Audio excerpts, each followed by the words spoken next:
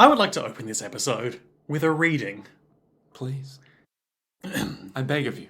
Old Godzilla was hopping around Tokyo City like a big playground when suddenly Batman burst from the shade and hit Godzilla with a bat grenade.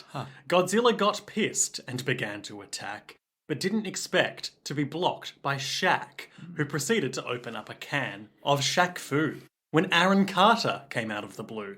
And he started beating up Shaquille O'Neal. Then they both got flattened by the Batmobile. But before it could make it back to the Batcave, Abraham Lincoln popped out of his grave and took an AK-47 out from under his hat and blew Batman away with a rat-tat-tat. But he ran out of bullets and he ran away because Optimus Prime had come to save the day. This is the ultimate showdown, ultimate destiny. Good guys, bad guys, and explosions. As far as the eye can see, and only one will survive. I wonder who it will be.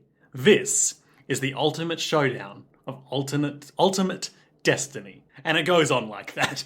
Is this a song? This is the song and animation that was very popular when we were in high school. The ultimate showdown of ultimate destiny. Which I'm surprised you're not familiar with. It does consistently surprise me how not online you are. I'm just a normal guy. You're just normal men. But I'm not normal men. I am the host of this podcast, Jojo's World. Hello, welcome to it. Get in it. Get amongst it. I'm Liam S. Smith, one of your co-hosts. And I'm Nick Ballantyne, the other one of the co-hosts. And I read those lyrics in spoken word poem form because it's Bohemian Rhapsody Part 2, where all the fictional characters show up and do bullshit. They're all here. Everyone is here. You got your Pinocchio, you got You're like your in wolves, Smash, you know? Everyone is here. Everyone's here. A new challenger has approached. Yeah. Vincent Van Gogh cuts in. Vincent Van Gogh blows us all away. I think there we go. There we go. Van Gogh. Van Gogh? Because he's Dutch. Van Gogh. Is it still a... This is going to be terrible audio. Yeah. Every time we try. We're going to say Van Gogh or Van Gogh interchangeably because it's too much effort to try and say it in the authentic Dutch fashion in a way that is not going to be dreadful audio on the microphone with all because of inexperienced guttural pronunciation. Anyone whose last name is Goch at this point will just be like, how dare you? I can run a podcast. And they did. And I wish them well. Yeah. But they can't say their names. Today we are talking about Jojo's Bizarre Adventure, Part 6, Stone Ocean. No. Stone Ocean, Season 5, that is of the anime, so Part 6, Stone Ocean. Episode 178, which covers chapters 701 through 705 of the manga. Oh my god. Bohemian Rhapsody, Part 2. Fairy Tale Madness. I added the subtitle. Oh, okay. I was going to say, Fairy Tale Madness, it's not really madness so much as the complete downfall of our society at large. I would say it's madness. It's a little crazy, but it's not just Alice in Wonderland. Some of it's, just Batman. Just Batman. Yeah, just Batman. Just normal old Batman. We're just normal Batmen. We're just innocent Batmen. Nick, what did you think about this one? Better than the last one. Why? Now, you may know this, but I'm a big fan of, your Junji Ito, your kind of horror. Name a second style. horror manga person.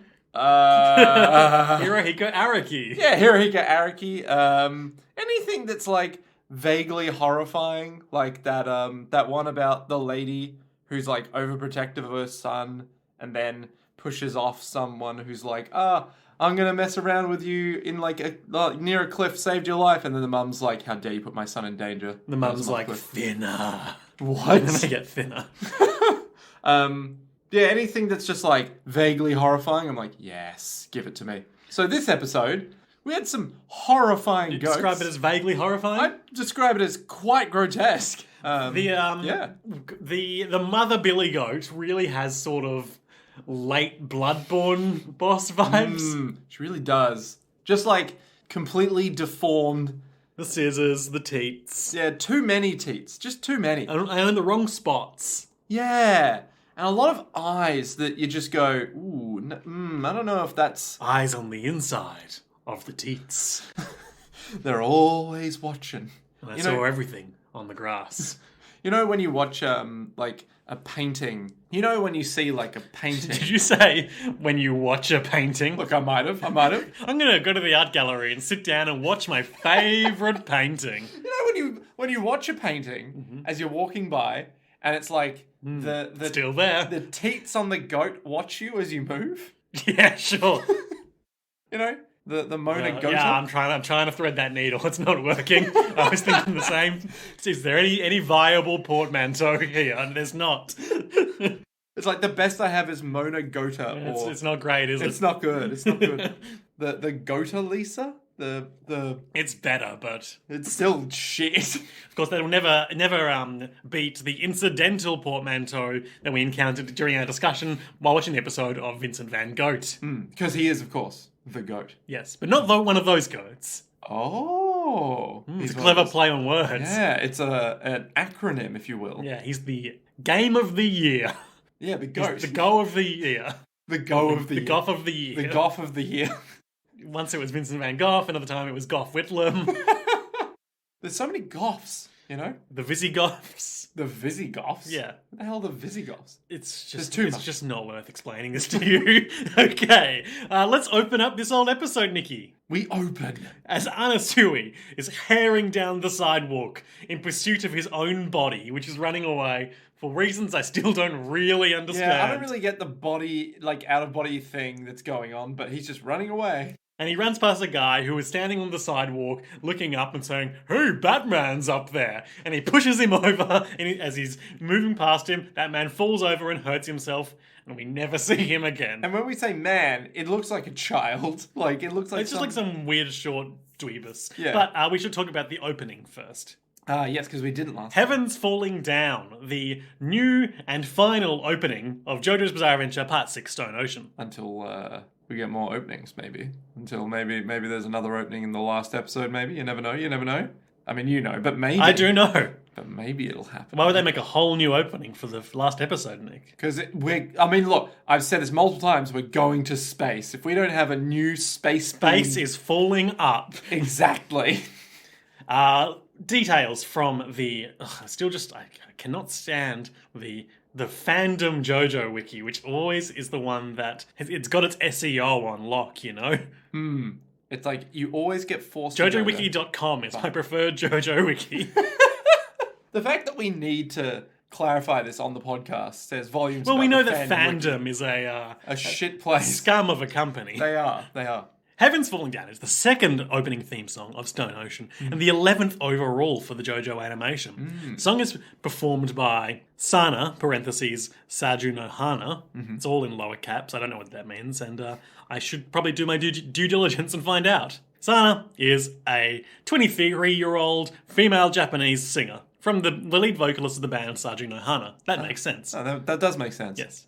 She's performed theme songs for other anime, including all of the ending themes for Mob Psycho 102, Parole for A Certain Scientific Accelerator, and Tento for Is It Wrong to Try to Pick Up Girls in a Dungeon? Fucking hate the way anime titling has gone. What do you mean?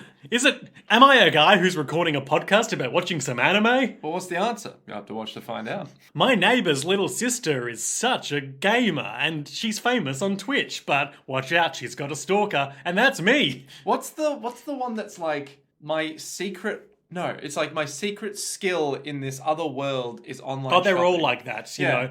I've been sent to another world with a smartphone, and I've turned into an ooze, but I'm also the villain. And then you're like, what's the tagline? It's like, the tagline is fate ordered. Well, what was that video game that I put in our group chat the other day? Let me just do a quick skim back and find it, because it has also been infected by the same syndrome.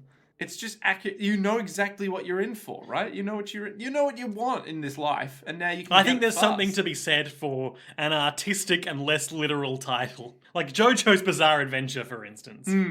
I mean, to be fair, it'd be just called a bizarre adventure. It would be called. Yeah. My name's Jojo, and my half-brother Dio Brando killed our father and turned into a vampire. Now I have to stop him. No. It has to give away what the journey is, not just say what the plot is, right? Like, it has to be like... I learned how to punch with the power of the sun to kill my vampire half-brother. That's the one. That's what you want from an isekai title. I got sent to prison by my boyfriend, and now I have to save my dad's soul. No, but that's the tagline on... So there's this game. Okay.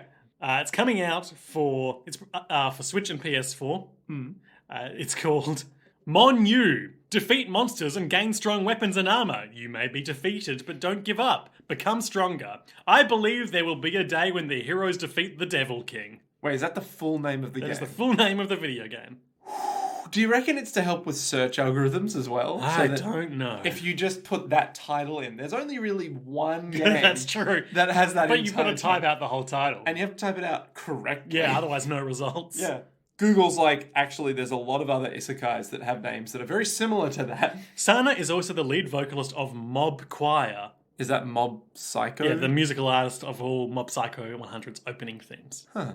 I haven't watched that show. Interesting. It's I probably won't. But yeah. But I understand there's some cool like grifter guy in it. Grifter guy? Ooh, The guy with like the blonde hair. He's tall, he wears a suit. I don't know. Anyway, haven't watched it. Same. So, what is there to say about this this opening, Nick? Well, there's a lot. There's a lot of... Yeah. We see Jolene, she's clasping the pendant that gave her stand powers. We see a flash of Jotaro in the medical facility, unresponsive. It's scenes of locations that are relevant to supporting characters. For instance, like the location where I believe Hermes' sister was killed. Or where her body was found, the harbour. Hermes' silhouette is there. As well as the silhouette of her stand, and they do like a quick action pose. We see that for everyone. And they're like in inverted colours. Yeah. Weather reports, like body cut out over the backdrop has clouds within it because it's kind of his whole thing. Yeah. The whole gang is together staring up at the stars. I wonder where we're going. Heaven's falling down, of course, as everyone does a classic opening action sequence. They gave Emporio a gun, which he frantically fires. Father Pucci is standing, looking up at the camera, green hair, white suit, purple cross. He's got a red shadow. He's all about the Jojos. Yep. And as I alluded to last time, beach battle with the light and darkness and the lunar eclipse. Or the new moon. The Bloodborne-esque. It looks like a lunar battle. eclipse, but I guess it represents the new moon. The lyrics of this song. I've never actually read the English lyrics of this one because I'm neglecting my duties.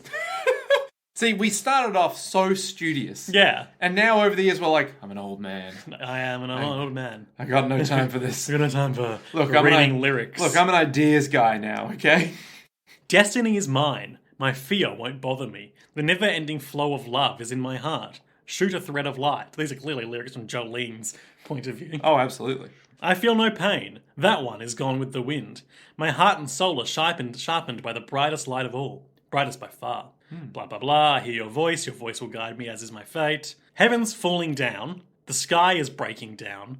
But I know I will survive until the end of time. Destiny is mine. My fear won't bother me. The never-ending flow of love is in my heart. Shoot a thread of light. What do you make of that, Nick? Well, it sounds like something is going to happen in space. You're really fixated on space. Look, half the opening at this point is people Nick looking saw the up. recent total solar eclipse, and now he's not being able to stop talking about space. Look, I just really like the sun. Well, like, a lot of... Heaven's falling down. My world is breaking down. It's all in my blood until the end of time. Ooh, the Jojo curse. The Jojo curse. Until you have your singular, 20s phase where you deal with the curse and then you have a happy life ever after. According to Karen Aoki, the lyric, "The sky is breaking down" in the English version's chorus is based on the breakdown refrain from Great Days, the third Part 4 opening. There you go. There you go. There you have it. There we are. That truly was a bizarre adventure.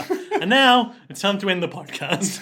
Here's an interesting bit of trivia. Throughout the original version of the opening, there are 4 shots of different phases of the moon, referencing the coming of the new moon. The new moon. And then it has timestamps and identifies them, but I don't really think that's necessary for us to go into that level of detail. Not yet. But just wait till the new moon comes up. According to Kamikaze Doga, during the scenes in which the main characters stand looking at a bright star in the night, or as Nick would say, looking at space, the star itself represents Jotaro, with the green light on the left representing the green baby. 3 stars furthest to the left of the scene represent the 3 sons of Dio. What? Wait, the 3 sons of Dio? Steadfastly refusing to put 2 and 2 together yet again. No, because we had... Anyway, the 3 sons of Dio. we literally talked about this last time. Did we? There's Giorno. Oh dear. Pushes Batman out of the way. Sorry, pushes Batman fan guy out of the way. Yeah. And then a guy starts yelling at him. A chocolatier, if you will. Anasui's all like, wait a minute. This you guy, see me? He's like, scoundrel. You can see me. Weather report couldn't see me. Why can you see me? Huh. Get away from my shop, you terrible, terrible And it's a funny sequence here. So the guy is furious and terrified at Anasui because his body doing whatever it is doing, which is never explained. Scoundrel. His body, which is just running around. Yeah. Ran through the shop and ransacked it. And now he's like, there's that guy who did it. I'm going to call the police, but also I'm scared of him. So Anasui is negotiating with him through the glass window door of the shop, telling him, I'll give you money, I'll pay for the repairs, don't call the police. Yep. But behind him and around the corner of Anasui's body, Diver Down is reaching through the wall and grabbing the guy's cash from the cash register to use to pay him. It's quite a the way it's shot and revealed. It's funny to me. It's so like, on the one hand you're like, oh yeah, Anasui's an okay guy, and then he does this and you're like, no, he's still doing whatever he needs to do. Yep. The hell, that's enough. You smashed up my place. I've got no wife. I run this place all by myself. He's single. Oh, ladies, tell you what. There's a bald mustachioed chocolatier out there who's got no wife, but he's got a lot of chocolate. He's 3 feet tall, but owns a shop. The shop has been trashed, however. And Anasui is trying to. I like how I'm looking at the signage of his shop on the window. His moustache is the trademark brand of his shop, which is simply called Chocolate. No wonder he's having problems. What? He's terrible at branding. Yeah, but if I had somewhere here in Perth that was just called Chocolate with that moustache on, I'd be like, you know what? I'll give it a go. 2 police officers come up and are like, hey, this guy matches the description of that escaped criminal, Narciso Anasui. Immediately, Anasui's like, oh shit. So could you turn around, please? You can tell it's unrealistic because they didn't just open fire on him repeatedly. Well, we're not in America. Oh, yeah, we are in America. We're in Florida. You're right. Oh, immersion broken. So Anasui, with his... he sees his body run out the back door of the shop and then says, my body's still inside the shop. It's ridiculous. So then his quick thinking takes over and the guy's like, turn around, sir. And he uses Diver Down to put a bunch of chocolate underneath the skin of his face, changing its shape. And he looks like a deformed old man version. Well, he looks like if you took the plastic toy Anasui you got and you held a lighter up to it for a little while. It's like a melted second and third chin, like a gigantic bulge on his cheek. The cops, who are elves, by the way, both be like, sorry, sir, must be some mistake. Oh my god, it's what's that film with Will Smith? Bright. Yeah, it's Bright. It's Orc Cop and Elf Cop. Oh my god. Orc Cop and Will Smith Cop. Oh my god, you're right, it is. Sorry, you may go. And then he runs through the destroyed chocolate shop. And he reveals how he changed his face with the chocolate, and then he spits it out of his mouth. Personally, I would eat the chocolate. But Liam, I have a key question for you. Where's the shop owner?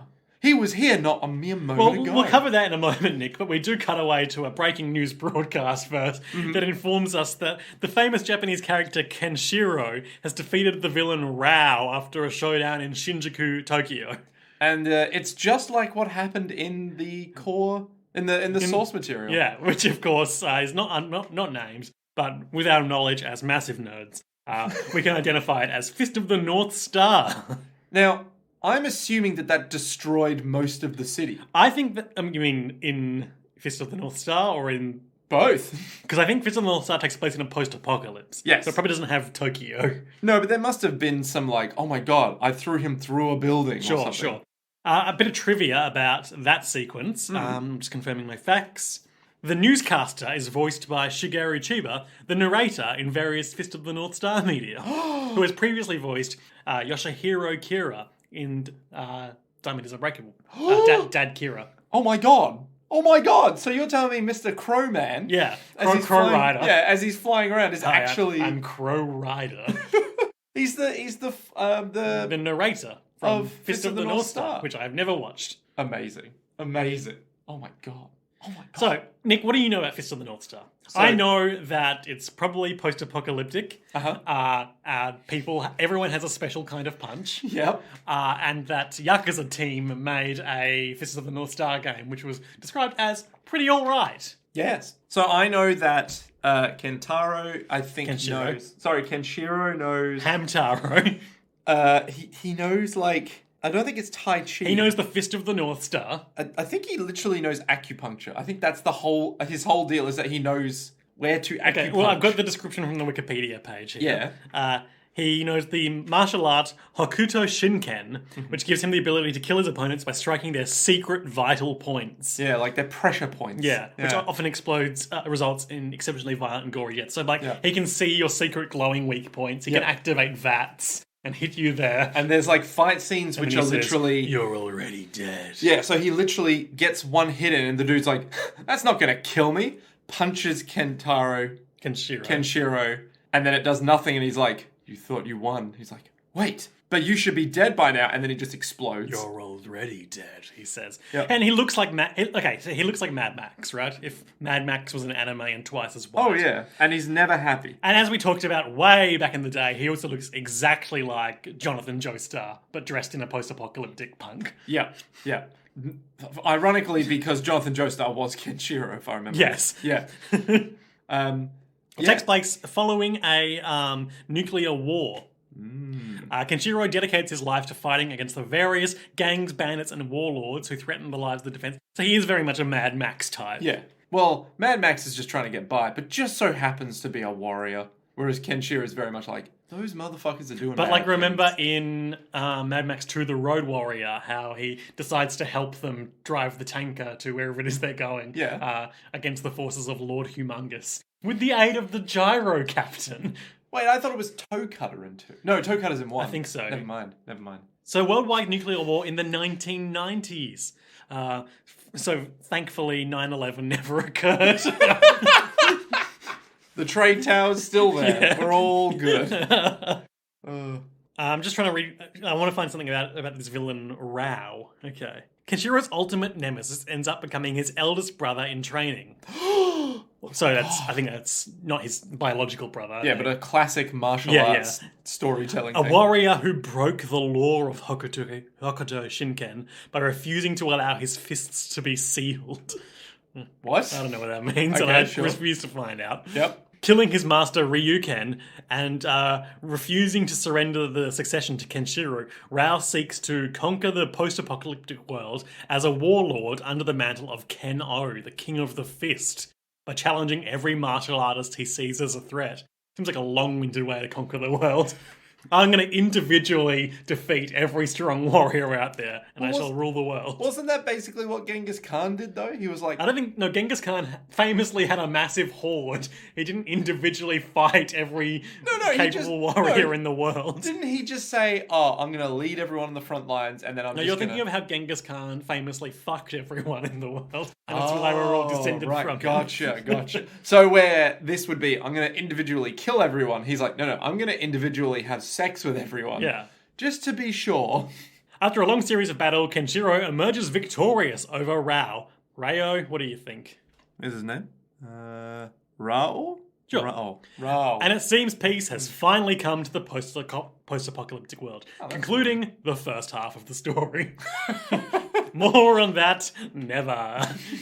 Unless we ever watch Fist of the North Star. That's true. We can't rule it out. We can't rule anything out here. Honestly, if we wanted to do our due diligence and be responsible media entertainment journalist comedians, we would do Fist of the North Star because it shares primal DNA with Jojo. Yeah, but then you know what we would do? We'd then have to go back and also watch Mad Max. That's true. But then we'd have to go back and also watch Fast and the Furious, which clearly impacted Mad Max on a deep level.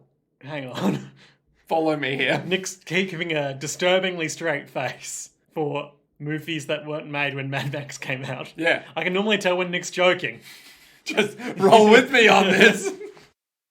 If you tell me Mad Max Fury Road was not in some way impacted... Mad Max. The first one? Yeah. Oh, yeah, that's got nothing to do with anything in this world. Or at least the Road Warrior. We gotta watch Mad Max. The Mad Max 2 is basically the first Mad Max. Well, because I think Mad Max didn't It's a get super low widespread budget. cinematic release in the US. So Mad Max 2 The Road Warrior was simply released there as The Road Warrior and treated as a standalone film. Ah, right. It kind of feels like a standalone film as well. Yeah, I mean, that's the beauty of the Mad Max series, isn't it? All these standalone adventures where you can just as easily swap out your incredibly problematic main actor for a new guy. And you know what? Your incredibly problematic and 60-year-old actor for a new guy who played Bane. Yes, he did. Yes, you're right. He did. He also And he played- saved them at Dunkirk. He also was in a prison for however long. Oh, he was served- born in that prison. No. He was born in the darkness. No, just I'm like not in talking Borio. about that prison. I'm talking about a different, a British prison. Oh, what's that? What is that? It's he's playing some famous convict guy who's like very polite but extremely like don't fuck with Okay, me. is this? What do you remember what this is from? I can't remember the name of the thing, but I know that Tom Hardy played a guy that he met, and he was like, I don't know how to get anything across and give him good life advice. He's like, oh, thank you, convict I'm about to play. That's good life advice. I'm so confused by this story. Hey man, I didn't make this up. This is a real thing that happened. There's a Tom Hardy interview where he's like, yeah, he told me stuff about like some life advice by this convict guy, and he does this a lot. The guy does Describe what you're doing. this. He's holding his fists up like fisticuff style, but then offering tea. Okay, Yeah. great. I'm so happy for you. Don't worry, just look up Tom Hardy's filmography and you'll find it at some point. But Nick, where did the chocolatier go? Where did this little man end up? I'm asking you. I'm stroking my chin. I'm thinking maybe he left the store, but I don't know where. Why, he's riding a white horse that has giraffe antennas, But in the wrong but spots. the same things as the headband that Snow White has been wearing, the little alien antennae. But who's that sitting next to Snow White on this perfect This horse? handsome prince. Why, that's no prince. That's a chocolatier. He looks like William Shakespeare wearing a little crown because he's got a big ruff on. Hang on. Anyone that has this little ruffle... No, but he also looks like William Shakespeare. What do you mean he looks He's like... got William- the side hair, the balding, the moustache. Shakespeare doesn't look like that. Shakespeare had like a I'm going to full... pull up that famous portrait of William Shakespeare. Shakespeare had like a full you'll, tuft of You'll hair. eat your words, Nick. We'll see about this. I'll eat my words when I eat chocolate, sir. Shit. Yeah, he doesn't have the beard, so... But he's got a huge forehead. He's got the moustache. Yeah, but he doesn't look like a chocolatier guy. Surely not. He just has a big forehead. That's Nick, I think your quiet, oh shit, speaks for itself. Look, he's just got a big forehead for that big brain, you know? Shit. Fuck. Wait, who the hell's I'm the other finding guy? increasingly more looking like this guy's Shakespeare portraits. But like, is this also meant to be think so, Shakespeare? yeah. So like, dignified So we've got a side by Matt side. Lucas. Yeah. Shakespeare as played by Matt Lucas from Little Britain. Not It's- literally, just looks like that. It's like left-hand side Shakespeare, very dignified, very noble, and This then is the the thought- right-hand side, just this fat Shakespeare guy who's like, hello, I'm gonna write a lovely little It's me, poem. Willie Shakes. Are you looking for a bit of smut, The lass? bard, they call me. I've written like 700 sonnets. And I'm comparing all sorts of things to Summer's Day, ain't I? How many women you got there, Shakespeare, with them sonnets? Or more than you'll ever get, sir. I'll have one then, I'll have And one. some men. Oh. The dwarves are ecstatic. They're flying around being like, Snow White's back, hooray! They all ride away into the sunset. That's how the story goes. And Anasui's like, I do not give a fuck. The chocolatier's like, I don't need my body anymore. Now I've got a wife. They ride out of the story.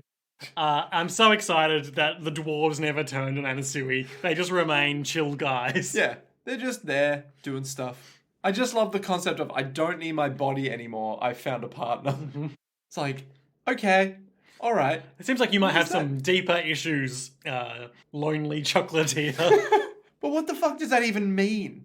It's just an I innocent mean, chocolate. it's entirely literal. He doesn't need his body anymore because he's living the Bohemian Rhapsody lifestyle until He has a wife now. abruptly. What's his reaction when he's abruptly returned to his body by Go Back Man or whatever he's called? Is this like Get Backers. what's that film where someone literally leads like their utopian life and then is snapped back into the reality at like a point in time previously, and they're just like I don't know. they just shake their hands staring at them and go, what?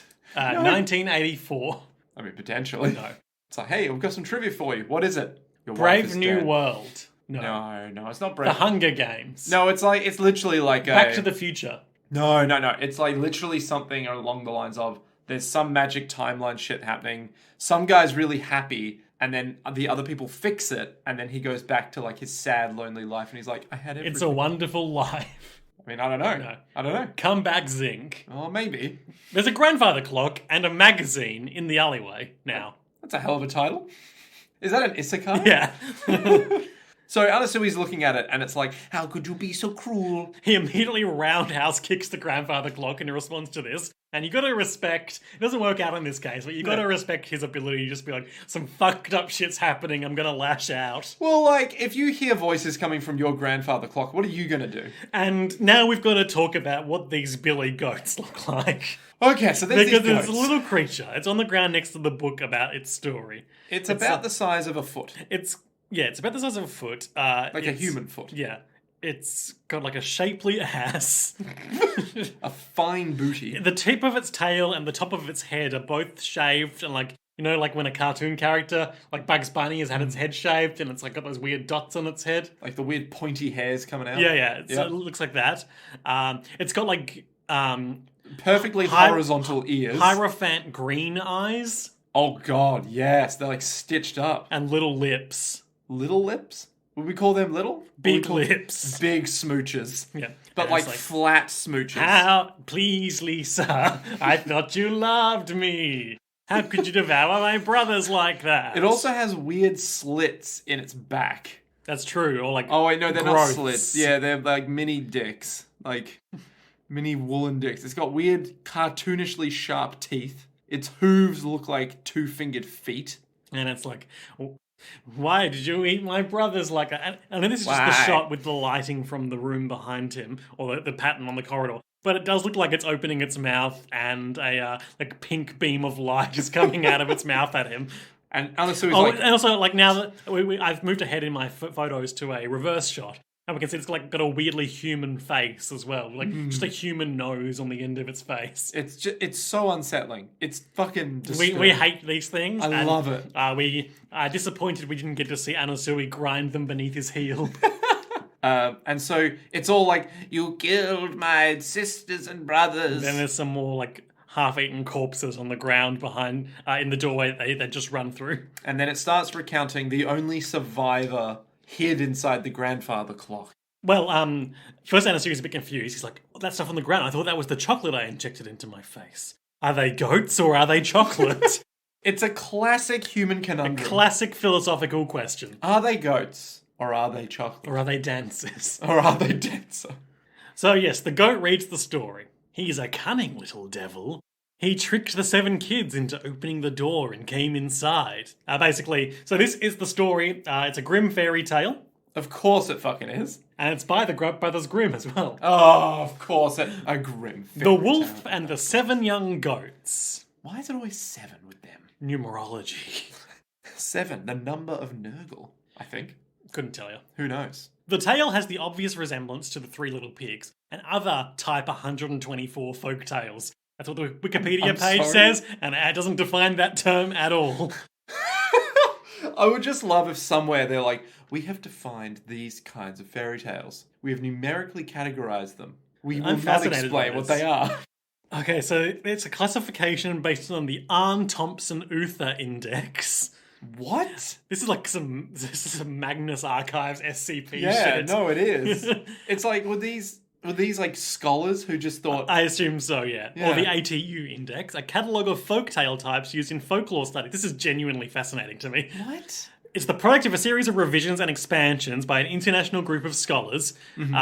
First composed in German by Finnish folklorist Antti Arn. Not the other folklorist Auntie Donna. Antti Aarne. Auntie... What was it? Auntie Arn. 1910. Definition of tale type. This is so getting beyond the scope of our podcast, but I've learned a new thing and it's intriguing me. This is all of your English studies coming Yeah. back and you're going, we have what? Oh, the word of literature is alive to me again. Much like in Bohemian Rhapsody. But it's not trying to kill you. Unless...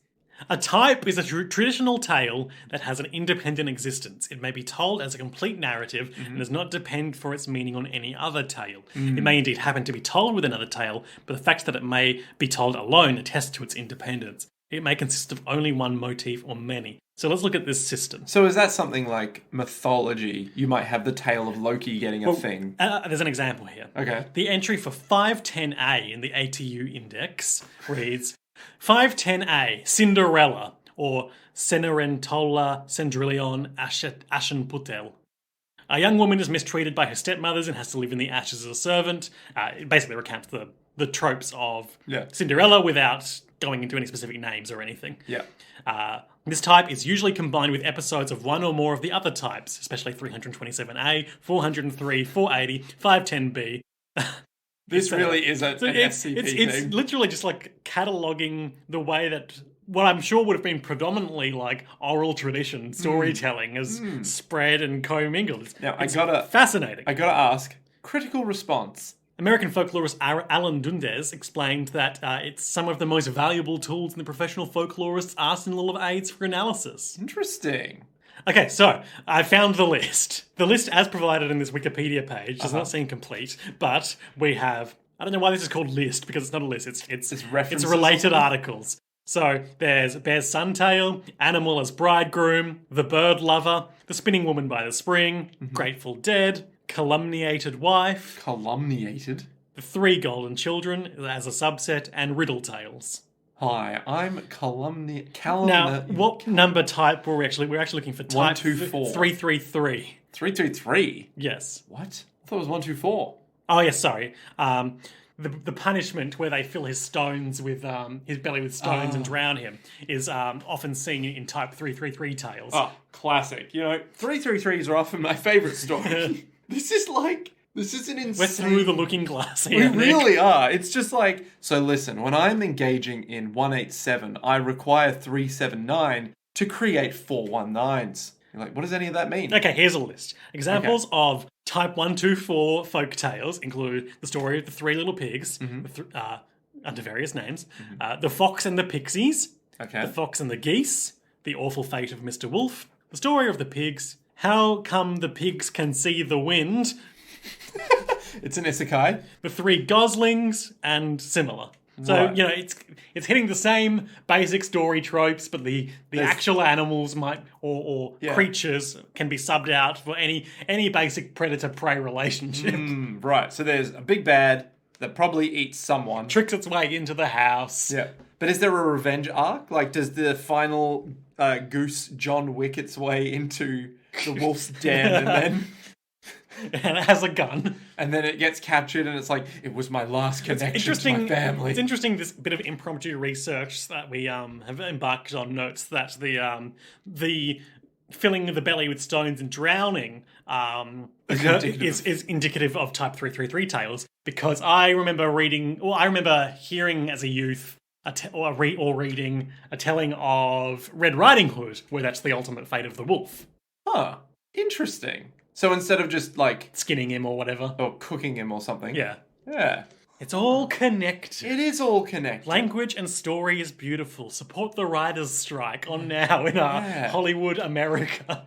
I do love, I think I sent a message to you about this. I do love that when they said there needs to be some kind of regulations surrounding AI. Like, we need to get on top of... You can't just rewrite previous people's work with AI. They are advocating for. Yeah, and then their response, the what is it? Not the writers. The producers association or whatever. Their response is, well, how about we just sort of discuss this? How about we don't regulate it, but we commit to an annual meeting about new technology? And it's like, what? No, that's what the fuck? That'll be the meeting you just decide we're all fired at. Yeah, it's just ridiculous. So the only goat that survived hid in the grandfather clock. Oh no! But we just punched that. So what? That means... But what? The mother comes home and, hearing her children's cries from in the wolf's belly, cuts him open with scissors and then freeing them, and then fills the wound with stones and drowns him in the pond. What a strange... So Anasui is fighting to break this fate. Yeah, so Anasui immediately is like, I don't know what the fuck you're talking about. Grabs the book, has a look inside, and it's immediately starts to wolf out, much like the old man in the car did last time. His jaw splits open to become a more longer, wolf-like muzzle. He gets fangs. He gets like some spurts of fur pressing through his skin. He doesn't have all of his skin fall off like a loose mask like the old man did. Quite the opposite. I suppose he's got that stand user willpower. His ears grow out and he looks more devilish than ever before. I'm being dragged into the story. No, meanwhile... Weather Report just blatantly ignores this random guy on the street. Walks past an oil painting on the street. And he's all like, hello, you know me, don't you? Do you know the way to the hospital in Saint-Remy? And he's like, no, I don't live here. He's like, no, I think you know me. So between talking with Pinocchio last episode and talking with Van Gogh this episode, I love how brusque Weather Report is with people asking him things like, go away or I'll kick you to death. No, I don't live here. It's like, it would be so easy to be like, this guy has no personality. Yeah. But the fact that he's so blunt is like, it's a forthright personality in its own right. It's like Jotaro when he's like, no, I don't care. Yeah. Leave me alone. It's like that. And you know how else he's like Jotaro? How? He's got that star birthmark. But how does this work? And you know how else he's like Jotaro? How? No memory. But, hey, wait a minute. How does Jotaro have no... Oh my god, you're right. He does have no memory right now. But what does it mean? Nothing. Oh. And so the guy, who's obviously... I mean, he looks a bit elfy because people that Hiroki Araki draws these days all look a bit elfy. Particularly if they're secondary characters. Yep. And he's all like, no, you know me. You know who You're I am. a fan of mine, right? And he's all like, I don't know who you are. Weather Report's so cultured. He likes fine art. Yeah. And the man, he's holding a bloody straight razor, which is all... So the whole guy is painted like a Van Gogh painting. He's got those little swirls of colour. He's got like a distinctly different texture to his skin and clothing than everything else around him. But the blood is real. My name is Van Gogh. I'm Van Gogh's self-portrait. He's got those little Van Gogh-y swirls around him. You know, like in that Starry Night painting that's so famous. Sorry, Van Gogh. Yeah. Yesterday I cut off my ear with a razor. And at this point, Weather Report starts to separate from his body like Anasuya has. Because he finally encountered a character, quote-unquote, that he recognised. Yeah, a story, if you will. That he was moved by. Narrative potential. Meanwhile, the goats are like, Mummy's gonna cut you up. So honestly, he looks over in like an alleyway. Yeah, there's a lot of ominous like shadows approaching from around the corner alleyway and like opening in like Scissor Man from the Clock Tower series. Yeah. It's like the shadow of scissors starts like whooshing, whooshing. Yeah. It's like, you took my children from me. And he's just basically dealing with this for the rest of the episode. Yeah. So he's like, is running away. He's jumping into cars. He's shutting doors, but then the doors open like pages, and he's just guys come out. And he's like, God damn it! It's impossible to get past them. They're a story, and the story. And stories are the most powerful thing of all. That's why Bran should be king. What? So that literally the rest of this episode is just him trying to escape Mother God. And interspersed with Weather Report dealing with what he's dealing with. Yeah, getting shot in the head. Trying not to commit suicide. Because Van Gogh apparently needed to shoot himself twice in the head. This user doesn't care about causing chaos around the world. Chaos. You know who else didn't care about causing chaos around the world? Who's that? The Luthenians. Ooh. Well, they did if it was their world. It wasn't. Oh, I see what you mean. Yeah. The stand itself is invincible, and the guy, Weather Report tries to... He can feel the stand user moving somehow. But before it was north, and now it's south. No, that hasn't happened yet. But it's about to. in our retelling, because it can happen in any order ultimately in our retelling. Much like different fairy tales morph and evolve over time, the order of this episode and the story can morph and evolve through our retelling of it. To become infinitely worse. He uses Weather Report, which has a range of like 30 kilometers apparently, to shut down the northbound highway with rain. Yeah. Severe downpour. Except when we see it, it's on specific cars. I mean, he's only got to stop specific cars, right? Yeah. Well, they just slip around. They're like, what the fuck's going on? Man, I was driving home from, I think I mentioned recently, I was in the town of Denmark recently. And when I drive back, the rain was so stressfully heavy. Like, had the wipers on full, and there were times when we still couldn't really see. Yep. That's south of West Australia. Yeah, it was a little scary. Yep. So Weather Report stops all these cars, blocks the highway, and Van Gogh's all like, Here's a question. How many self-portraits did I paint before my untimely death? Weather Report snatches the razor out of his hand, and it morphs into a paintbrush. he's all like, And little specks of Van Gogh-esque paint start to appear on his jawline. And then Van Gogh's all like, it was 4. There were 4 self-portraits I made. And then I killed myself with a gun, and then Bang! a bullet fires out of the paintbrush into Weather Report's head. But the paintbrush is a gun now. Oh my god. What? How does this work? And he shot himself in the head twice, Van Gogh exposits. So, in terms of storytelling, Weather Report is fine until that second bullet hits him. That first bullet that went straight through his head, and we saw both an entry and an exit, has not impaired him in any way. Well, it sort of impaired him slightly. It's impaired him slightly. Not much, but... No. And he realizes that the stand user is in a plane because now it's to the south of him. But it's so good. How could something move so quickly? Because it's a plane. Oh, yeah. So on the plane... or do we get more... Do we need to describe Mother Goat now that we see her? Oh, yes, we do. It's like the other goats, but bigger.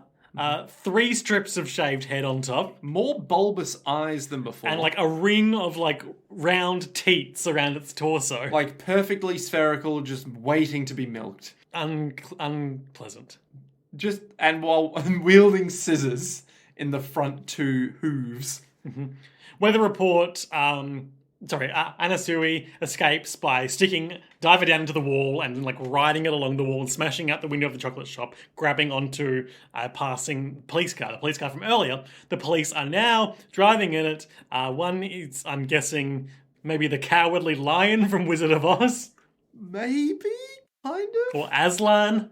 I got no idea. He's wearing a lion costume at any rate. Something, yeah. And the other... Looks like Pinocchio? No. I mean, not Pinocchio. Pocahontas? Or some... It's got long blonde hair, earrings, and a blue head wrap. I don't know, man. I don't know. Just someone from a story. I'm pretty sure the cop was a guy earlier, too. Oh, maybe it is still a guy. Maybe it's what's his name? Arabia. Lawrence of Arabia? I don't know. Is that a fictional character or a historical character? It can be both. Like Vincent van Gogh. Exactly. So their souls have also separated from their bodies. And then the police car opens up into pages and the goats are back. And he's like, I'm still dealing with this. Stories can't be destroyed. So Weather Report's like, where is that stand user? And we get a cutaway to our stand user, the drug addict from last episode who... randomly got a new power just out of nowhere when he got shot. The ability that recently awakened within me. And then we get a weird flashback. Is it here where he's talking with old priest? No, that's much later. Okay, never mind. We don't get a weird flashback. And we see out the window that Aladdin and the genie are flying outside the plane. I like their designs. Like Aladdin's just this like goofy looking dude. And the genie is he's green and nefarious. He's got little balls on his tail, and he's just like ho ho ho ho. He's like a Stegosaurus. Just flying through the sky. Yeah. I can show you the world. So he's just there listening to his music, being like, "This is listening great." to the news, I believe. Oh yeah, listening to the news, being like, "This is great." The whole society that hated me is now becoming. And now we are cutting away to the flashback, which wasn't much later. It was in fact immediately afterwards. But stories can change like that. Yeah, stories and their orders. And we watch some sperm fertilize an egg. Just like the cycle of life. Only the strong survive. To be born means to be chosen. Once one is chosen, one is protected and supported by all amidst the competitions of life. The chosen one rises above and we see one sperm enter the egg, and then we're in a hospital room with Poochie, this fella, the Bohemian Rhapsody fella. The drug addict guy? Yeah, the other fella that we saw in his cow print bodysuit, being taken in the hospital stretcher. And he's just there's a third guy that we only see in the shadows in the hospital bed. Ooh. Father Poochie's talking, those who were drawn to me, they exist to bring me heaven when the rightful time arrives. Yes, Jolene Cujo may have escaped to chase me down, but she merely exists to help me attain heaven. You gotta respect his faith. And so Cowprint guy and Bohemian Rhapsody guy, they're standing in a real They're in a real tableau, aren't they? It's just You know that scene in The Shining? the scene in. I think Oh it's The yes, Shining. yes. With the, like, bear suit blowjob or Yeah, whatever. yeah. Some weird like cow dudes or Real something. vibes of that, where the guy, the Bohemian Rhapsody guy, I can't remember his name off the top of my head, but I'll look it up in a sec. Yep. Because we've got to do our usual thing, because he's never explicitly named in the story, as far as I can tell. He's just a guy. He looks a bit like shitty Mister, It's just because he has a beanie. and this like a similar pattern to his I guess. jumper as well, but it's monocolor instead of the Also, he has a blue and white. moustache here. No, his mouth is open. Oh god. That's Anyway, just so a he's teeth. standing with like his knees bent, so that his like waist is like cocked back a bit, and then kneeling directly in front of him, with his face hidden in the shadows, is cow suit print guy. It's when I saw it, I was like, "What the fuck is Why, going on?" You're like, why is Poochie talking to these guys while they're having while they're giving and receiving a blowjob? yeah. Literally, I was like, "What the fuck is going on here?" And you're like, Father Poochie is literally explaining it, And then you're we like, no. shot and reverse shot, and I was like, "Oh, hang on, I see what you're talking about." It was just like, "What the fuck is going on?" So Father Poochie's just like, He's recruited these 3 guys to help him get to Cape Canaveral. yeah. All he needs to do is have them take him to Cape Canaveral. And that's it. I'm going to look up his name because not having his name is driving me crazy. So bloody the Bohemian Rhapsody, if you know what I'm saying. I don't. The downfall of society as we bloody know it, mate, you know? It's just a bit of bloody Kentaro and Batman bloody going at it, you know? It's destroying everything in their path, you know? Oh, I know what you mean. Yeah, mate. Bohemian Rhapsody's stand user is named Ungalo. Ungalo. Hello, my name is Ungalo. He draws his name from the French fashion designer Emmanuel Ungaro. Ooh. Anything up with first Emmanuel Ungalo? Well, first we'll talk about Ungalo, Okay. who is 23 to 24 years old, Why is it born in 1988. He was drinking champagne on the plane. We saw Was that. he? Yeah. Was he? Yeah. Oh my god, okay. He has no trivia on the Jojo wiki. Terrible. Terrible. What's the Jojo Wiki even doing if there's no trivia? I mean, he's not a very well-developed character, I is he? guess not, no. Emmanuel Ungaro was a French fashion designer who founded the fashion house called the House of Emmanuel Ungaro in 1965. There's not much info on what they actually do. He has no controversy section on his Wikipedia page. But we know there has to be one. No, we don't. There's gotta be one. He's a fashion designer. Ungaro entered perhaps his most influential period in the 1980s, as he interpreted the era's aggressive, broad-shouldered women's silhouette with Edwardian style, shirring, ruching, and draping. Rooking?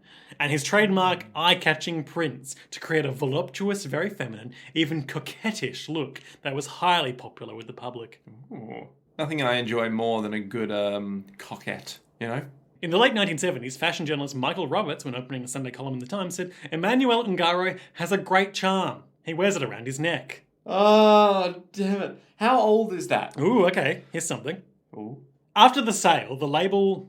Okay, so this is following his exit. He retired and sold the label to internet entrepreneur Asim Ubdallah for $84 million. I don't see this going well.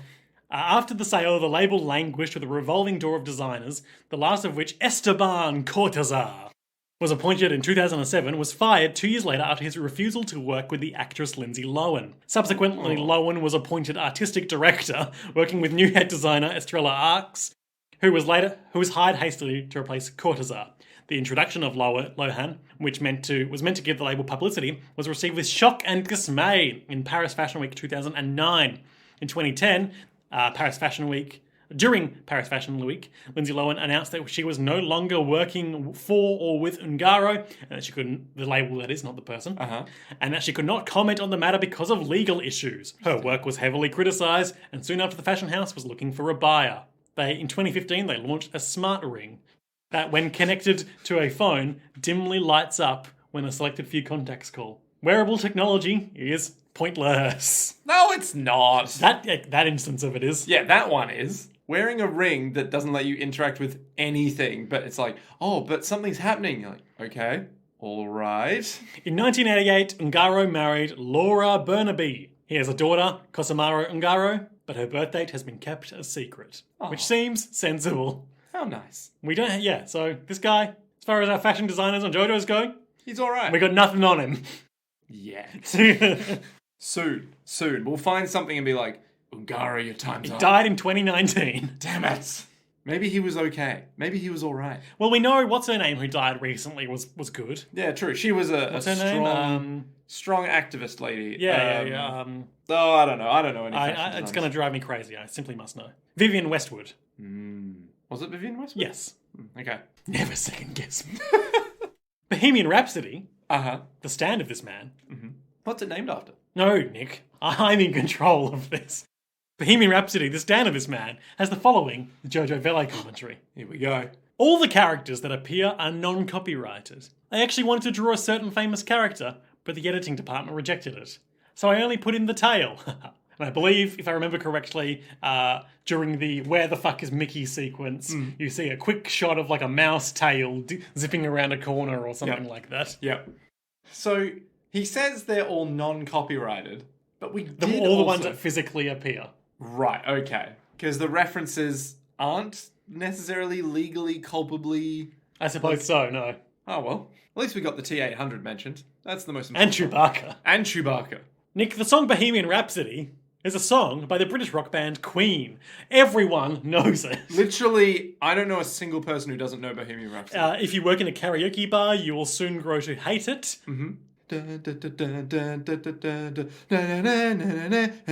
Fandango. That's all I can remember. And the Galileo part, but everyone knows the Galileo part. Mercury referred to Bohemian Rhapsody as a mock opera that had resulted from the combination of 3 songs he had written. That is about right. That makes sense. That makes perfect sense.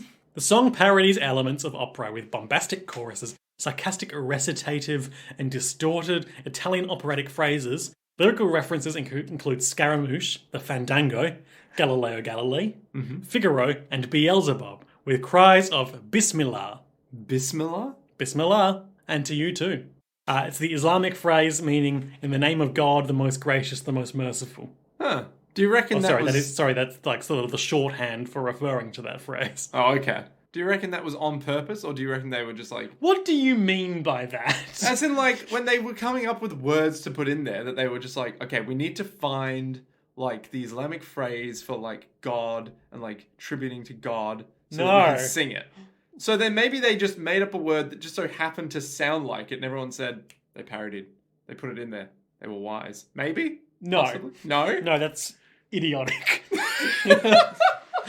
I think less of you for saying that. But maybe they just put in just words and they were like, yeah, it just so happened to sound like it. I don't know how apocryphal this is, but the story that I've heard is that when this song came out, it was like, it did fine. Yeah. But it wasn't groundbreaking. Yeah. And then it was in Wayne's World in the 90s, and it was like, Second Life, instant iconic status. Yeah, because they were like headbanging in the car. Yeah. In that really, really long scene. In 1976, when asked for his opinion on Bohemian Rhapsody, the Beach Boys leader Brian Wilson praised the song as the most competitive thing that's come along in ages, and a fulfillment and an answer to a teenage prayer of artistic music. Okay, so it might have been a bit of a big hit as well. I mean, it could be critically acclaimed, but not necessarily get that huge commercial. Maybe, but surely I thought. Well, let's see. Yeah, Bohemian Rhapsody topped the UK singles chart for 9 weeks. Okay, so it did quite well. But then it had a second heyday. Yes, exactly. Yeah. Much like how the Macarena had 2 distinct heydays. One when it was... one when all the school kids had to learn it at school, and one when everyone went, hey, where's the Macarena? What was up with that? No, not that. 2 years ago. No. Oh. Did you know they released a Christmas version of the Macarena? I'm sorry. I watched a Todd in the Shadows video on the creation of the Macarena. It's very fascinating. I highly recommend our listeners check it out. Is it just Christmas phrases where they would normally say? It's basically just the Macarena with like jingle bells underneath it, and like occasional like joy to the world bells. Church bells, that is to say. And they're just like, so how's it Christmassy? It's got bells. Okay. Okay, so here it is. I think this is the source of that apocryphal story. Okay. In the United States, the song peaked at number 9 in 1976, but reached a new peak of number 2 after appearing in the 1992 film Wayne's World. So it's technically true, but only really applicable to the United States. Right, okay. So that explains how that would have circulated through pop culture and like storytelling, because in the United States, you're only going to pay attention to the United States charts. That is very true. Well, we're learning all sorts of things today, Nick. We're learning about the folklore UTI index. UTI. Yep. And about the true history of Bohemian Rhapsody. Which we kind of knew. Yes. But we also found a fashion designer who didn't suck. That we know of. Okay, I'm just going to read this excerpt of a 2009 Guardian music article on Bohemian Rhapsody. How much stuff is there on... Well, I guess it is basically... one of the most... Yeah. I guess there's quite a bit to unpack here. The precedents of Bohemian Rhapsody are as much in the 19th century classical traditions of rhapsodic quasi-improvisational reveries, like, say, the piano works of Schumann or Chopin. Or do you know the JRPG that takes place in Chopin's Dying Dream? That's not the one that was by Eternal Sonata, Konami. I think. No. I know the one that's like Konami's take on The Wizard of Oz. It could be that too, I'm not sure. Who knows? But basically, the whole game takes place in Frédéric Chopin's dream on the night he dies. And Frédéric is one of the members of your party. He's got kind of an amnesia situation, but he's not the main character. He's not the main protagonist. He's just a party member. He's just there to be like, I'm just a stranger in this world. Exactly. What? What a concept, though. Is it a rhythm game? No. It's a JRPG. It's got turn-based combat. So how long is the combat? As long as you need it to be. What? I watched like 3/4 of a Let's Play of it a while ago. It seems okay. Yeah. Actually, there's an H-Bomber guy Let's Play. He's reasonably famous. Yeah, and he would just be like, so let's analyze every single detail of this. No, it was really just kind of more of a, chill and drink some brews with his friends sort of Let's Play. Cool. Good. Anyway, yes. All the tone poems of Strauss or Liszt as they are in prog rock or the contemporary pop of 1975. That's because the song manages a sleight of musical hand that only a handful of real master musicians have managed. The illusion that its huge variety of styles, from intro to ballad to operatic excess to hard rock to reflective coda, are unified into a single statement. A drama that somehow makes sense. It's a classic example of the unity and diversity that high-minded musical commentators have heard in the symphonies of Beethoven or the operas of Mozart, and that's exactly what the piece is. A miniature operatic, rhapsodic, symphonic tone poem. And I continue. I really wish I hadn't closed the relevant tab for this joke. He continues. Godzilla took a bite out of Optimus Prime, like Scruff McGruff takes a bite out of Crime. I'm not doing that again. Okay. I can cut the silence out of that to make that joke work. But will you? Yes. I'm not going to leave a bunch of dead air in the podcast. That makes sense. Okay, I've just identified a noise that was bugging me when I was editing last, and I apologise to the listeners for it. My chair is creaking. We'll have to solve this before the next episode. We're going to buy 2 new chairs. I mean, we've got the folding chairs that we might have to start using again. Oh, God. Maybe there's a shop online that sells podcasting chairs. No squeak. I mean, we can just use the perfectly functional chairs we have. So Anasui is explaining... Sorry, not Anasui. Ungalo is getting explained to... Well, no, we're leaving that flashback as he's explaining that all his life he felt like a tumbling rock with no purpose. Like a rolling stone. Yes. Like the very same rolling stone that was foretold the doomed fates of Bucciarati and the rest. That's all we got. What are their fucking names? The short guy.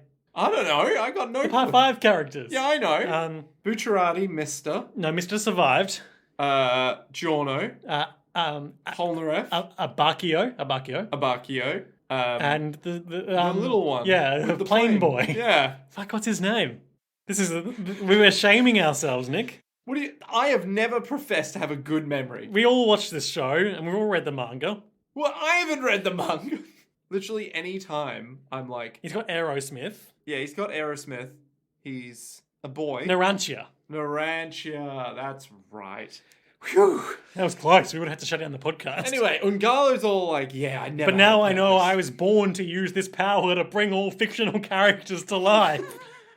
Bohemian Rhapsody rules. Oh, I love seeing the decay of society that judged me so poorly for my life choices. But now they're getting judged poorly for their life choices. Yeah, more or less. Yeah. I mean, Chocolatier is doing great. Yeah, he's got a wife. He doesn't need his He's got body anymore. 7 mates. He's just like, so what do we do? It's like, mostly we go mining. It's like, oh, Anything else? Nah, just mining. Do you like chocolate? No, we're lactose intolerant. Oh, Snow White, you'll be with me forever, right? Yes, but I might get a bit drowsy. Oh. Weather report's still having a bad time, and then the police car speeds past. Its back door lurches open, and Anasui falls out onto weather report And he's thrust back. towards the gun, which cocks itself and fires through weather report's head. And Weather Report's like, oh, fuck. And I'm Van Gogh dead. is like clutching the nearby light post and is like, oh, how could such a terrible thing happen? I couldn't have done nothing to prevent it. And the goats are there, like, weather report starts to dissolve. Anasui also kind of starts melting. His hand melts into his mouth, drowning him. And the goats declare that he's drowned, and that's how the story goes. Van Gogh declares that he'll live a happy life in Weather Report's place. I guess he's going to take his body or something. But just before we cut away, we see Weather Report's hand. Don't know how he's doing this when he got his fucking brains blown out. But his hand reaches out and grabs Van Gogh by the scruff. Meanwhile, in the plane, Ungalo sees the little girl, who's the only other passenger on this plane. Yeah. Such a weird Everyone's getting contrivance. distracted. Where is everyone else? They're getting Where distracted are by the fairy tales. Cabin crew. Distracted by fairy tales. Not like the pilot. Is this a private jet or what's going on No, here? it's a normal charter vehicle. Look, everyone that would be in these seats, distracted by fairy tales. Easy explanation. Yeah. And she's reading Aladdin and the Magic Lamp from 1001 Arabian Nights. Yep. But the characters are back on the cover on the illustration. What do you mean? That's impossible. We've literally just destroyed all the characters in every single illustration and painting that we know of. You mean by in order setting to them bring free? Yeah, exactly. But we see that, and this is playing fast and loose with time and continuity. Because Weather Report, as he was dying, or as his soul was dying, or whatever, forced Van Gogh to draw him an original character, Do Not Steal. and it's actually like quite well drawn. I mean, well, it was by Van Gogh. Ah, true. And Hirohiko Araki. And it's called something like... It's a hero. It's like fix... Or put back man. Yeah, put back And he's man. like a guy, he's like a stand. He looks like a stand, essentially. He has a blunderbuss-esque vacuum. Yep, he's got a big moustache and a big top hat. And Weather Report's all like, this guy, he's going to put everything His back. name is Weather Report the Hedgehog. He's my Sonic OC. Yeah. What is he? He'll go really fast all around the world and put all the fictional characters back. But not as fast as Sonic, because he's the fastest. I respect the law. No, he creates his own original character, Put Back Man, that can put back all the fictional characters in their own story. And then he does that. And then he's going to die after he does that. Yeah. That's part of the story. He's got two things on his belt. He's got his vacuum with which he'll put all fictional characters back, and a gun with one bullet. So, is the bullet for safety? You could say that. And it also sucks up the dying Weather Report and Anasui so that they'll go back into their own bodies too and be solved. The girl on the plane is like, I'm just reading about this book. She's like, can I have my book back? Yeah. And Gallo has gone catatonic. He's like, oh my god, society isn't getting destroyed by the power of my stand. Time to give up immediately. And he's basically dead. It's something like he's in deep shock or something. Back to despair, beyond recovery. Back to despair. And the girl takes the book and starts happily reading it again. Spreading the stories once again in a normal, healthy fashion. Meanwhile, in Florida, Which is elsewhere, where we were. yeah. Yep.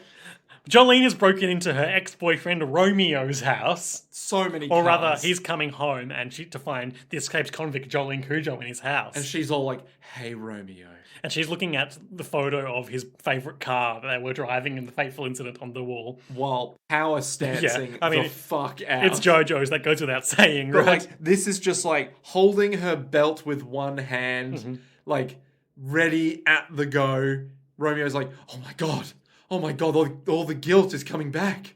He's like, how did you find me? How did you find me in my house that I live in? He's probably like, how did you escape? And she's like, stay away from the phone. She's calm. She means business. All the phones. Yep. So he's like, please, let me make it up to you. I feel so guilty I after feel what so I did. guilty about how I got you sentenced to jail for 19 years plus the additional time that you weren't from disobeying I'll prison ordinances. confess. I'll get a non-guilty plea. Please, I please. beg of you. And then Jolene's like, He's got it bad for her. yeah. And Jolene's like, silence. Shut up. Shut your fuck up, Romeo. Sweet, stupid Romeo. I'll outlive you all.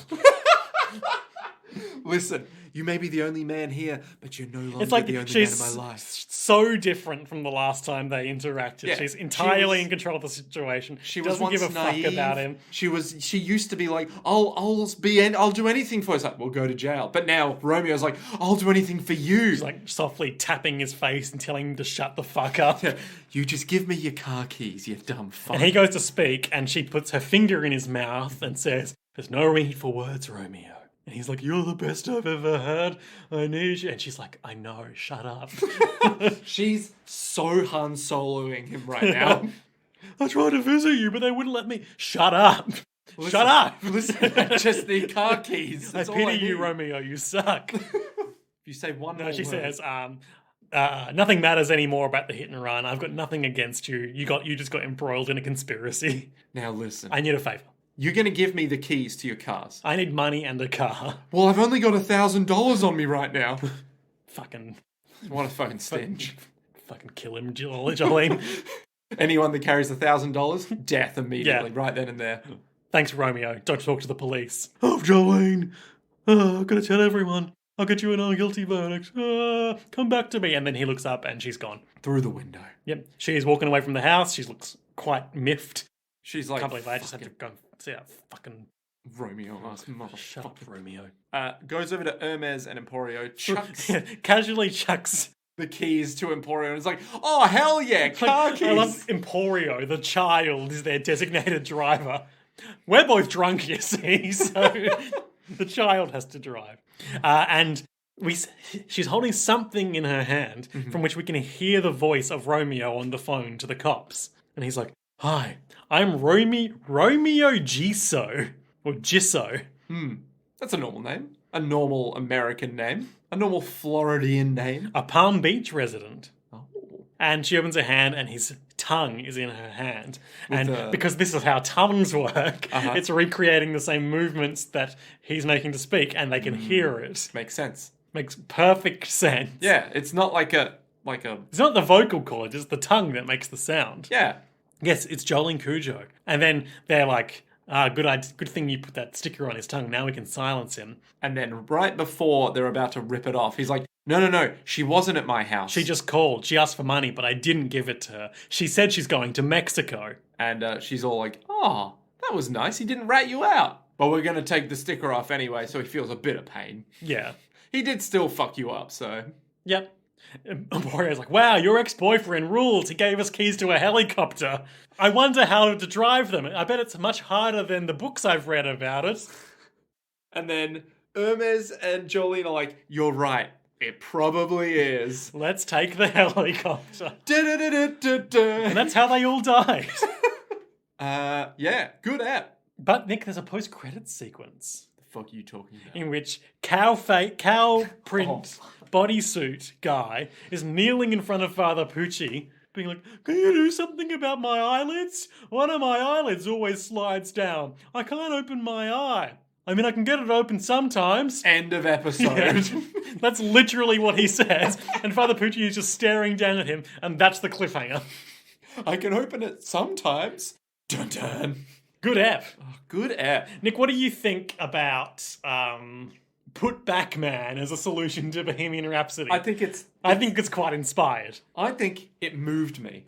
I think it's the dumbest fucking thing I've ever seen, but it moved me. It works for the stakes they've established. Yeah. Creating a new character that solves all your problems. And then disappears immediately. This is Kill Father Pucci Man. It's almost like it's a commentary on all forms of literature that have ever introduced a new character to solve the problem. You know? Like midway through a This story. is Dr. Deus Ex Machina. Hi, my name is Fixum. What do you do? I'm just shut up, okay? Just follow my exact instructions. And it's just such a like, no. The story can't be escaped, so I'm just going to make a new story. Oh, has it ever been printed? No, shut up. I'm making a new story, all right? It's going to work. And it just kind of works. It's like, oh, there you go. Yeah, okay, great. What were our highlights and lowlights this episode, Nick? My highlight is going to have to be... just because it's now making me laugh a lot. The gun cocking and shooting itself. Because it's like, I shot myself twice. It's like, well, it can't shoot him if he doesn't... Oh, no, it's alive. It's sentient. Yeah, that's great. Oh, there's a lot to love in this episode. Oh, just the stupidity of some of the things is just amazing. I think Jolene was genuinely cool in her one scene in this episode, Yes. so I'm going to give that my highlight. Beautiful. Low light? Low, tough call. I mean, obviously everything with the goats, Yeah. but is that too easy? What a specific section with the goat, though. Because I know my specific Okay. low light would probably just, with the goat specifically, would be, no, we're trapped in here, when they're calling from inside Yeah. Anasui's stomach. Why is that your low light? Because I'm like, oh no, it's inside him. Oh no, they're alive. Oh, I don't like that. I don't like that at all. I don't like things being alive inside me. No, Like when you think about the gut bacteria that lives inside you, like, I don't like that. And they're like, but it Yeah, helps I say you. kill them all. Yeah. It's either have them or don't. And I'm like, well, I know where I stand. It's a tricky one. There's a lot of lowlights to pick from. I think my low light is probably... I don't feel like the stand user Ngalo was really enough of a presence in the story. Like, the whole point is that he's just doing this thing from well outside the reach of an enemy. That's why they had to solve it the way it was. But he just doesn't really have enough Gravitas. personality to carry his brief parts of it. Yeah. Particularly since, as you may have gleaned, they're doing something with these three stand users. Yeah. It would be nice if he had some more... Maybe something to do with Dio and procreation thereof. Well, Nick, as we know, all of parts 4, 5, and 6 of JoJo's Bizarre Adventure are about Dio's legacy, ultimately. Yeah. But Josuke wasn't a Dio's son. No, but he was solving problems caused by Dio's legacy. The arrow. True. Yeah. Yoshikage Kira was an unrelated problem. It's not exclusively about Dio's legacy, but it does feature into all parts of it. True. Also, honourable shout out to highlight for the Chocolatier getting with Snow White. We should all be so lucky. And honourable mention, low light to the Chocolatier after everything gets solved, no longer being with Snow White. Having a possibly failing business. Just kissing the Snow White picture that's hung up in his chocolatiery. I'll bring you back. I'll do anything. And then Father Poochie walks in. Anything? Willy Wonka's Bizarre Adventure. Oh no. So, Nick. Yes. Bohemian Rhapsody has been undone by Put-Back Man. Just what a fucking way to resolve it. Jolene, Hermes, and Emporio have a helicopter and $1,000. Yep. Father Pucci is speaking in a shadowy room with Calb's bodysuit print man whose eyelids droop. There's a third guy who was in the bed. The new moon still approaches. Yep. What will happen next time on JoJo's Bizarre Adventure, Part 6, Stone Ocean, Absolutely. in the episode entitled Yep. Sky High. Oh, okay. Well, they're going to get in the helicopter That tracks. and there'll be a stand battle. With what? Or who? The stand battle, I suspect, because we've got Weather Report can control the weather, so it won't be to do with that. But what if it's like this dude's drooping eye is like, oh, I can see again, but when I close my eye, things disappear or something. Oh, I was going to guess that, like, it droops because he's got, like, gravity powers or something. And, like, it's extra gravity on his eyelids. That's too easy. That makes too much sense. Yes. It would have to be something really weird because we're getting into the really weird stand powers. Nick, I'm delighted to tell you. Yeah. You ain't seen nothing yet. What? God, okay. The serious heads out there know what I'm talking about. Huh. Are we talking future parts or are we talking in this part? We're talking in this part. Oh, okay. Well, I mean, we did also just have a stand power that brought every fictional and sometimes real... That's true, that's up there, but I would still say far from the wildest one in this story. Oh my god, okay. Well, yeah, I reckon maybe this dude is going to attack from the ground and they're going to be like, oh my god, and they're he's in the helicopter. Yeah, and it's like, he's on the ground, but how do we get to him? We're sky high. Exactly. It's like, I can't reach him with my thread. I can't reach him with my sticker. Emporio can pilot Do the helicopter. fucking nothing. They can pilot the helicopter perfectly fine. Yes. I mean, obviously he can. He's a child. Children have endless capacity for learning. They've got Exactly. so much neuroplasticity. Exactly. He is absolutely made for this shit. I spent my youth up to this point piloting the ghost helicopter around Green Dolphin Street Prison. Just the thought of them having the helicopter piloted by a boy, and they're like, Emporion looks to me like he has an Australian accent. Does that make sense to you? Like, what is it, Skip? That sort of... Yeah, voice. I guess so, because he's like a young kid who's like... It's the tan, the blonde hair. Yeah, a kind of go-getter. Even though he's wearing an American baseball outfit. Yeah, or just like, just some young, like, Sandlot kid style character. I mean, that's clearly what he is. So. Yeah. I mean, maybe. But in the next episode, they're just going to be finding a guy from the ground. Okay, and the ground guy has what power? Maybe something like when I close my eye, things disappear on the helicopter, like the back. Oh, the rotor just vanished. Yeah, but he has to open his eye again because he doesn't have much control over his eye. Oh, I see. So like it'll disappear and then it'll just come back and they'll be It's like, I'm getting stressed. I can't open my eye properly. Yeah, exactly. One of those ones where we kind of see it more from the enemy's perspective. Maybe there's actually no real threat to Jolene and crew, and he's just trying to use his stand power desperately. And he keeps failing at it. Oh, it's like an Oingo Boingo episode. Yeah. He's like, but my eye, I can't open my eye. It's like, no, I believe you can. Goes out in the field. I still can't really open my eye. And then when he tries, he barely opens it for like half a second. He's like, I still can't open it. Well, we'll see all of that and more next time on JoJo's Bizarre Adventure Part 6 Stone Ocean in Sky High. But until then, to be continued.